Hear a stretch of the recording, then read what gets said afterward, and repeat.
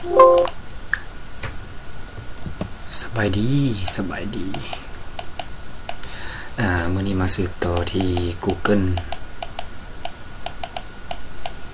AI Studio เนาะมื้อนี้เราจะมาเฮ็ดเทคเนาะเป็น MP3 เอาไว้ฟังเอาไว้เป็นเรื่องต่างๆเนาะก็คือว่าเฮามีบทความนึงเนาะมีบทความนึงก็คำถามเกี่ยวกับเรื่องการนำใช้ AI นี่แหละเนาะแล้วเฮาบ่อยากอ่านดอกหรือว่าเฮาอยากฟังไปน้ำรถบ่อยากฟังไปหยังๆแล้วเฮาเอามาเฮ็ดเบิ่งว่ามันสิเฮ็ดจังได๋เนาะเกี่ยวกับเรื่องเฮาอยากเฮ็ดเป็นเสียงเนาะตัวนี้เนาะก็คือมันเป็นคำถามช่วงท้ายปีแบบนี้แหละเนาะคำถามเกี่ยวกับ AI คำถามเกี่ยวกับ AI ก็คือเป็นคำถามที่น่าสนใจเนาะและเป็นตาย่านเนาะคันสิว่าล่ะเป็นตาย่านไปพร้อมๆกันเลยเนาะโอเคเป็นตาย่านไปในเวลาเดียวกันก็คือว่าถ้าทุกคนใช้ AI เนาะแต่ข่อยบ่ใช้เลยนี่อีก10ปีข้างหน้านี่สิเป็นแนวใดอีก10ปีข้างหน้าก็ตกอยู่ใน2035ข้าพเจ้าว่าคือสิบ่ฮอด2035นี่แหละเนาะอาจจะแม่น2030นี่นึงดอกคือสิไปบ่ฮอดพุ่นซ้ำ10ปีเนาะเพราะว่าเดี๋ยวนี้หลายองค์กรหลายหยังก็เริ่มเบิดแล้วนี่เนาะอยู่โรงเรียนเขาก็เริ่มใช้เบิดแล้วเดี๋ยวเฮามาเบิ่งเฮ็ดนํกันเลยเนาะเกี่ยวกับบทความนี้เนาะแล้วเฮาก็มาฟังแล้วก็มาเบิ่งทั้ง2วิธีปึ๊บโอเคมาบัดนี้เฮาก็ต้องแม่นก่อนอื่นเบิดก็ต้องมาเข้า AI Studio เนาะก่อนอื่นเบิดแม่นเข้ามาที่ Gmail ของเฮาก่อนเนาะเพื่อเปิดประตูในการเปิดทุกสิ่งทุกอย่างเนาะก็คือเข้ามาที่แท็บใหม่เนาะแล้วมาเปิดที่ Google แล้วเลือกพิมพ์ใส่ว่า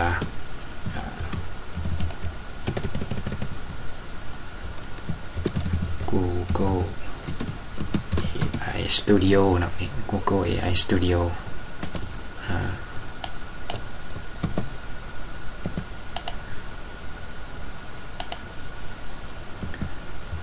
Studio ปึ๊บนี่เนาะตัวนี้ปึ๊บดำๆไอคอนแบบนี้เด้อ Google AI Studio ตัวนี้เฮ็ดได้หลายอย่างเนาะเฮ็ดได้หลายอย่างเดี๋ยวเรามาเบิ่งวิธีนำกันเลยก็คลิกเข้าไปที่ Google AI Studio เข้ามาหน้าทำอีกเนาะมันจะให้เราตอบอย่างต่างๆอะไรเนาะแต่ว่าคันเฮาอย่างนี้ก็กดออกไปก่อนก็ได้เนาะตรงนี้มันเราต้องได้คลิกเพื่อ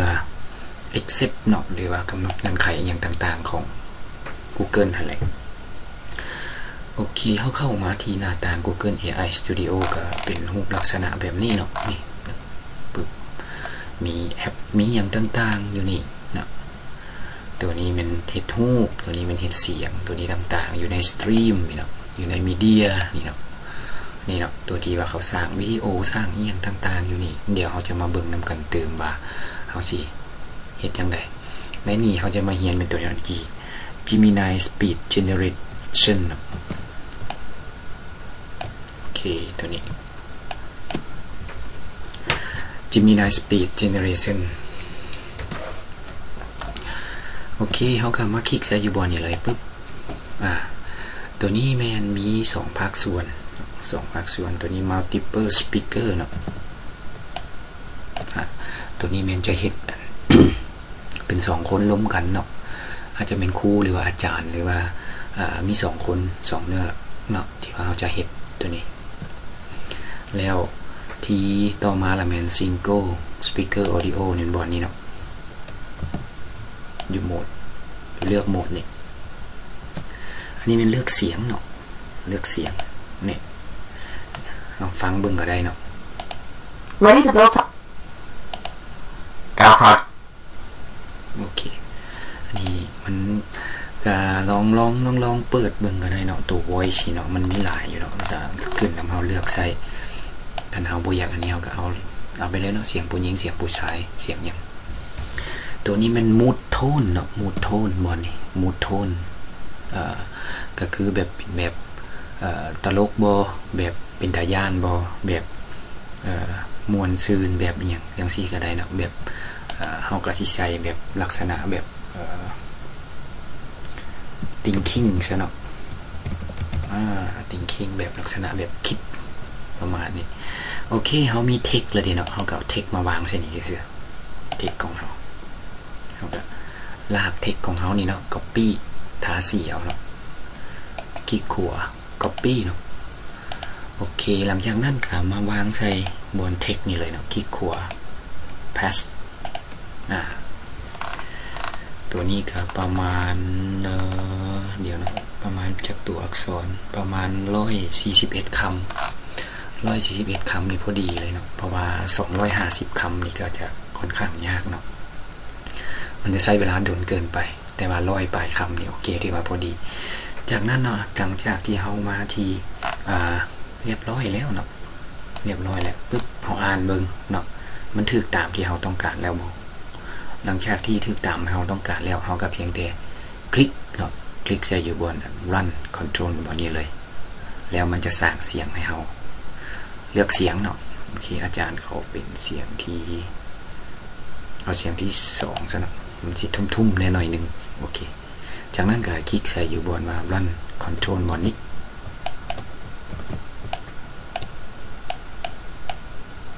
โอเค run control คลิกใส่จากนั้นก็รอท่าการประเมินของ Google AI Studio เนาะแล้วเอามาเบิ่งนำกันเลยเนาะอาจจะใช้เวลาประมาณ50 นาทีเนาะประมาณนี้เดี๋ยวเอามาเบิ่งแล้วก็มาฟังนำกันเกี่ยวกับการ Text to Speech เนาะของ Google AI Studio ขอเบรกก่อนนิดนึงเนาะเพื่อบ่ให้เป็นการเสียเวลาในการรอท่า generate สำเร็จโอเคหลังจากสำเร็จเนาะมันก็จะขึ้นเป็นไฟล์ mp3 แบบนี้ให้เฮาเลยนี่เนาะขึ้นมาเฮาก็มาลองเปิดฟังเบิ่งเนาะมันตกอยู่ใน3 นาทีเนาะมันตกอยู่ใน3 นาทีเดี๋ยวเฮามาฟังเบิ่งนำกันเลยเนาะอยู่นี่เนาะนี่คำถามนี้เป็นคำถามที่น่าสนใจและเป็นไปยากในเวลาเดียวกันถ้าคนใช้ AI แต่ค่อยบ่ใช้เลยอีก10 ปีข้างหน้าจะเป็นแนวใดค่อยจะบ่ตอบแบบเป็นข้อแต่จะพาคนไปเบิ่งชีวิตของทานในปี 2035 ที่ตัดสินใจบ่ใช้ AI เลยแม้แต่น้อยเดียวในปี 2035 AI บ่แม่นของใหม่อีกต่อไปมันกลายเป็นเรื่องธรรมดาคือกับสมาร์ทโฟนในยุคนี้ทุกคนมี AI ส่วนตัวที่เป็นคือกับผู้ซอยเลขาและมือคู่คิดมันฝังตัวอยู่ในแว่นตาหูฟังหรืออาจเชื่อมต่อกับความคิดของเขาโดยตรงชีวิตการเรียนของท่านกลายเป็นสิ่งแปลกประหลาดในบ่อนเรียนเพื่อนร่วมงานของท่านสามารถสร้างการนำเสนอที่ซับซ้อนวิเคราะห์ข้อมูลตลาดหรือเขียนบทรายงานสรุปโครงการได้ในเวลาบ่กี่ชั่วโมงเพียงแต่สนทนากับ AI ของเจ้าในขณะที่ท่านยังต้องใช้เวลาเป็นอาทิตย์ในการรวบรวมข้อมูลและเฮ็ดสไลด์ด้วยตัวเองท่านจะถือเบิ่งว่าเป็นคนที่เวียดซ่าบ่มีประสิทธิภาพ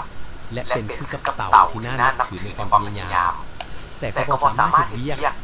ในระดับเดียวกันกับอื่นได้อีกต่อไปเวียกของท่านจะถูกจำกัดอยู่เพียงแต่เวียกง่ายๆที่บ่ต้องใช้การวิเคราะห์ขั้นสูงชีวิตประจำวันของท่านมันคือกับว่าท่านพยายามใช้แผนที่เจี้ยในเมืองที่ทุกคนใช้ Google Map พร้อมระบบแจ้งเตือนจราจรแบบสดท่านจะจองห้านอาหารเอิ้นรถวางแผนการเดินทางหรือจัดการการเงินส่วนตัวได้ยากลำบากและซ่ากว่าคนอื่นเสมอข้อมูลข่าวสารที่คนอื่นได้รับจะเป็นแบบเฉพาะตัวที่ AI คัดกรองให้แล้วเจ้าสนใจในขณะที่ท่านยังต้องอ่านข่าวพาดหัวแบบกว้างๆที่อ่านบ่เกี่ยวข้องกับท่านเลยชีวิตในสังคมของท่านจะเริ่มรู้สึกแปลกแยกท่านอาจจะเข้าใจเรื่องตลกวัฒนธรรมยอดนิยมหรือการสนทนาที่อ้างอิงถึงสิ่งที่ AI สร้างขึ้นหรือวิเคราะห์มามันคือกับว่าทุกคนมีหมู่วิเศษที่หลอกถามบอกข้อมูลและเรื่องตลกอยู่ข้างหูตลอดเวลา ยกเว้นฐานจะกลายเป็นคนที่เว้าคนละภาษากับอ้อมขางแบบแท้ๆแต่มันอาจมีข้อดีซ่อนอยู่ด้วยนะในโลกที่ทุกคนพึ่งพาสมองที่สองคือ AI ท่านอาจเป็น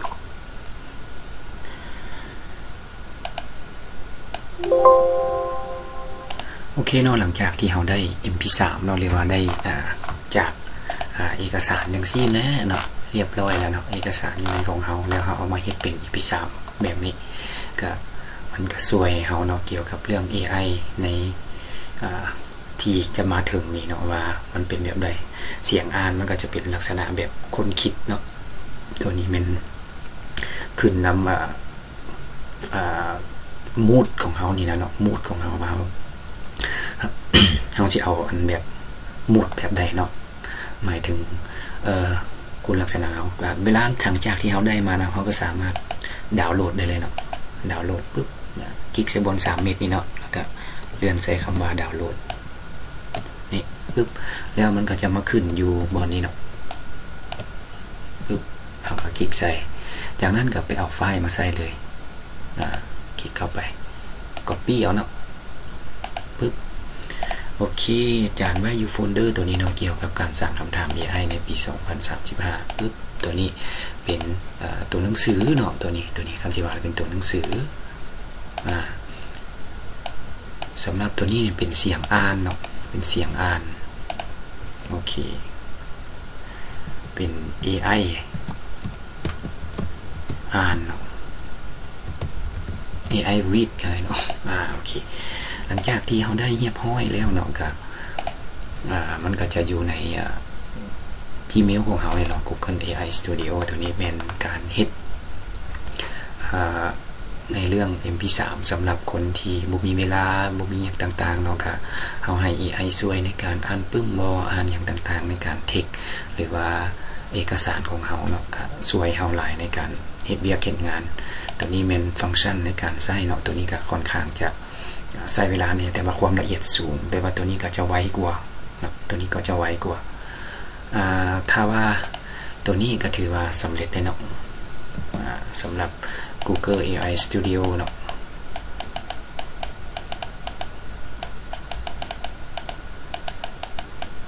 โอเคตัวนี้ Google AI Studio ของเฮาถ้าว่าคลิปนี้มีประโยชน์เนาะแล้วก็ช่วยเฮาในการสร้างบทเรียนการสอนบ่หรือว่าเฮาจะไปเฮ็ดภาคส่วนใดเนาะก็ขอให้ไปหมุนนำไส้เวียกของเฮาให้เกิดประโยชน์สูงสุดเนาะสุดท้ายนี้ก็ขอบใจเนาะที่ว่าติดตามกดไลค์กดแชร์แล้วก็ขอให้ทุกคนโชคดีขอบใจ